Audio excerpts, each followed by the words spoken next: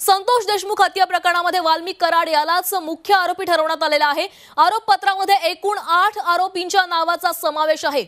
खंडणीच्या वादातूनच संतोष देशमुखांची हत्या केल्याचं यामध्ये नमूद करण्यात आलेलं आहे। आरोपपत्रात एकूण 8 नावांचा समावेश आहे आणि यामध्ये मुख्य आरोपी म्हणून वाल्मिक कराड याचंच नाव आहे। आणि या संदर्भामध्ये सुप्रिया सुळे यांनी काय प्रतिक्रिया दिली पाहूया।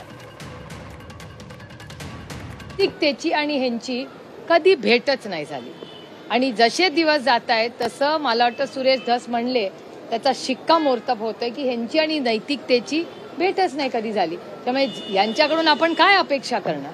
परंतु आणि कुठली केस राहिली आहे बीडमध्ये? खून झालाय, एक्स्टॉर्शन झालंय, त्याच्यानंतर करप्शन, शेतकऱ्यांना पीक विम्यात फसवणूक, हार्वेस्टरमध्ये फसवणूक, एवढा मोठा खंडणीचा गुन्हा, डोमेस्टिक व्हायलन्स, अजून कुठला गुन्हा करायचा राहिलाय? संतोष देशमुख हत्या प्रकरणाचा सूत्रधार वाल्मिक कराडच आहे। सीआयडीने दाखल केलेल्या आरोपपत्रामध्ये तसा उल्लेख करण्यात आलाय। आरोपी नंबर 2 म्हणून विष्णू साठेचा उल्लेख आहे। 5 गोपनीय साक्षीदारांच्या जबाबामध्ये कराड विरुद्ध सबळ पुरावे मिळाल्याची माहिती देखील या आरोपपत्रामध्ये देण्यात आली आहे। खंडणी, अॅट्रॉसिटी आणि हत्या प्रकरणाचा या आरोपपत्रामध्ये समावेश करण्यात आलाय आणि आरोपपत्रात एकूण 8 आरोपींच्या नावाचा समावेश आहे। संतोष देशमुख हत्या प्रकरणात एक मोठी अपडेट समोर आलेली आहे। हत्येचा मुख्य सूत्रधार वाल्मिक कराडच असल्याचं सीआयडीने दाखल केलेल्या आरोपपत्रामध्ये म्हटलेलं आहे।